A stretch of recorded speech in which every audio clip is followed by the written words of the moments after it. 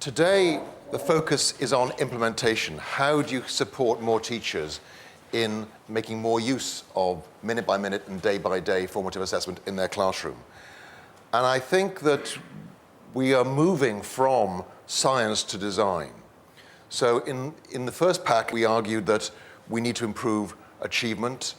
To improve achievement, you have to improve teacher quality, and improving teacher quality involves helping teachers with their own professional development. The science is very clear about that. Improving the quality of entrance takes too long. Getting new teachers in is not going to fix the system in anything less than 30 years, and so we have to work with the teachers we have and support them in helping them make a difference to their children's learning. Now, the problem is that you can change teachers in a whole range of ways. Some things will make a difference to students and some things won't. And that's where the research is really important. We have to make the teachers we have better, but we have to do it in very, very careful ways. Because some things we change about teachers will help students, some things we change about teachers will not help students. So when we actually focus on the research and see what is it that we could be doing that helps teachers make a difference to their student outcomes, it turns out to be those things that help them change what they do day in, day out in their classrooms. It's a focus on the inside of the classroom. Paul Black and I concluded the research in 1998. That's when we decided that formative assessment was the thing that made the biggest difference. But it's turned out to be incredibly hard to put that into practice. Schools have tended to go for the easy bits. So compiling spreadsheets that show how kids are progressing is a very easy thing to do. But actually changing the practice of the teachers in the classroom is very, very much harder. So we need new kinds of teacher learning.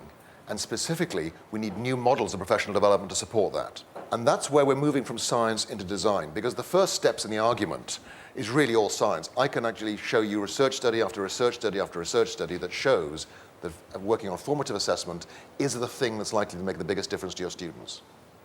What I can't prove to you is the approach that we're adopting here, this idea of teacher learning communities, is the best way to do that. There may be better ways down the road, but at the moment, the research that we have suggests that it is through the mechanism of teacher learning communities that you will be able to provide most support to teachers in your schools in implementing these in their classroom. The starting point for this is an observation that actually research hasn't changed teaching very much over the last 20, 30, perhaps even 50 years. Some of you I can see are old enough to have been around when the Baker Days were first introduced back in 1988. Do you realize you've now had 100 Baker Days? We've had 100 days of professional development. So has it made a difference? No. Why have we been so ineffective? In the past, people have actually misunderstood the nature of expertise in teaching. And I think the work of Aristotle is useful to give us perspective on this, because he looked at three kinds of intellectual virtue, as he called them. The first he called episteme. And episteme was what we would now call science. It's knowing things that are true for always. So if you prove that the base angles of an isosceles triangle are equal today, you won't need to check it again tomorrow. It'll still be true. A second intellectual virtue he identified was called techne, the ability to make things. There's not one perfect table, but nevertheless the ability to make a table for a particular purpose is an important intellectual skill. The third virtue, and he reckoned that it was actually the finest or the most advanced virtue, he called phronesis. And the idea behind phronesis is this idea of practical wisdom. It's about not knowing things, not knowing facts, not just being able to do things, but being able to do things in a principled way that takes account of the facts, but also tempers that knowledge with a judgment of real particular contexts. And I think this is an interesting insight in teaching, because politicians often seem to be concerned about what works. So there's a concern for proving what works in teaching. And I think that's the wrong question, because in education, what works is not the right question, because everything works somewhere and nothing works everywhere. So the important question is, under what conditions does this work? And that's why expertise in teaching is mainly a matter of phronesis, not of episteme.